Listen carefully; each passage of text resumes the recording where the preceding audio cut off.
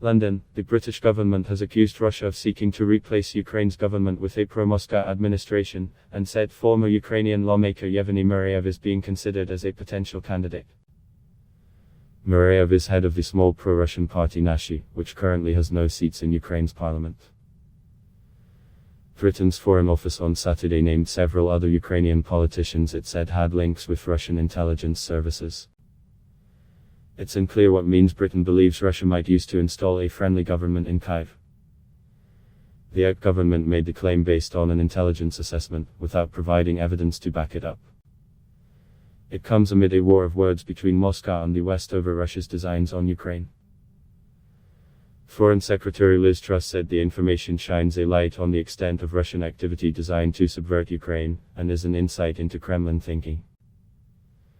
Truss urged Russia to de-escalate, end its campaigns of aggression and disinformation, and pursue a path of diplomacy, and reiterated Britain's view that any Russian military incursion into Ukraine would be a massive strategic mistake with severe costs. Britain has sent anti-tank weapons to Ukraine as part of efforts to bolster its defenses against a potential Russian attack. Amid diplomatic efforts to defuse the crisis, UK Defense Secretary Ben Wallace is expected to meet Russian Defense Minister Sergei Shoigu for talks in Moscow. No timing has been given for the meeting, which would be the first UK-Russia bilateral defense talks since 2013. The US has mounted an aggressive campaign in recent months to unify its European allies against a new Russian invasion of Ukraine. The White House called the UK government assessment deeply concerning and said it stands with the duly elected Ukrainian government. This kind of plotting is deeply concerning, said National Security Council spokeswoman Emily Horn. The Ukrainian people have the sovereign right to determine their own future, and we stand with our democratically elected partners in Ukraine. The assessment came as US President Joe Biden spent Saturday at the presidential retreat Camp David outside of Washington huddling with his senior national security team about the Ukraine situation. A White House official said the discussions included efforts to de-escalate the situation with diplomacy and deterrence measures being coordinated closely with allies and partners, including security assistance to Ukraine. In another development, the Baltic nations of Estonia, Latvia and Lithuania plan to send US-made anti-tank and anti-aircraft missiles to Ukraine, a move that the United States fully endorsed Saturday amid Kyiv's escalating tensions with Russia. The defense ministers of the three Baltic states said in a joint statement that they stand united in our commitment to Ukraine's sovereignty and territorial integrity in face of continued Russian aggression. As Secretary of State Antony Blinken said in a tweet that Washington saluted the NATO nations and former Soviet republics for their long-standing support to Ukraine. I expedited and authorized and we fully endorse transfers of defensive equipment at NATO allies Estonia, Latvia, Lithuania, providing to Ukraine to strengthen its ability to defend itself against Russia's unprovoked and irresponsible aggression, Blinken said in another tweet. Kremlin spokesman Dmitry Peskov earlier this week described the West supplying arms to Ukraine as extremely dangerous and said the shipments do nothing to reduce tensions. Moscow has massed tens of thousands of troops near the Russia-Ukraine border, leading to fears of an invasion. The West has rejected Moscow's main demands, promises from NATO that Ukraine will never be added as a member, that no alliance weapons will be deployed near Russian borders, and that it will pull back its forces from Central and Eastern Europe. A meeting Friday between Blinken and Russian Foreign Minister Sergei Lavrov ended with no breakthrough. Amid the uncertain security situation, the US State Department has been considering a range of options to ensure the safety and security of the US Embassy in Kyiv and its employees by moving to reduce its diplomatic presence there.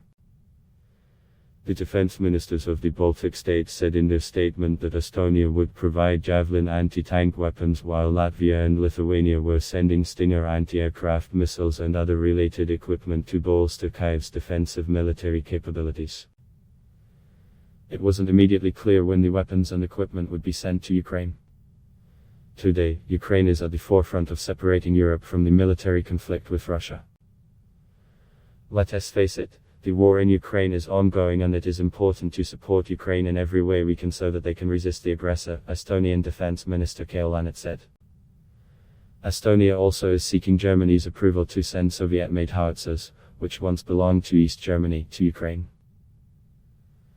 Estonia acquired the howitzers from non-NATO member Finland, which in turn had bought them from Germany's military surplus supply in the 1990s.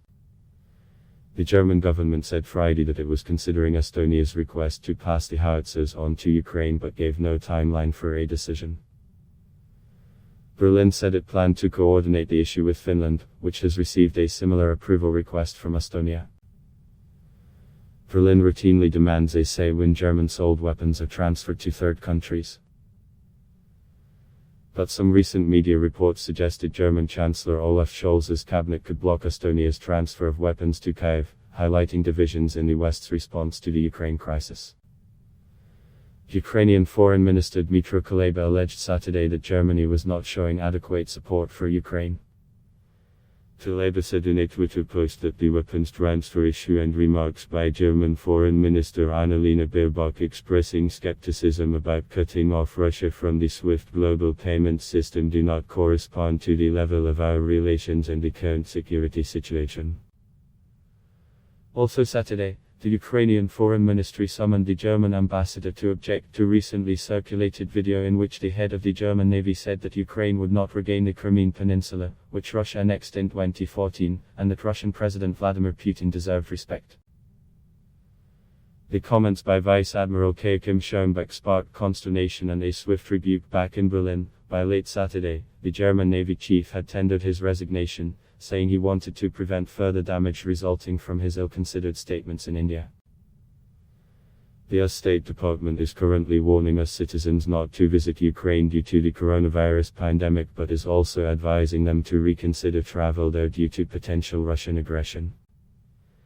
Speculation that an announcement about the US diplomatic presence in Ukraine may be imminent has increased since the embassy in Kyiv announced it would hold a virtual town hall meeting about the security situation with US citizens in Ukraine on Tuesday.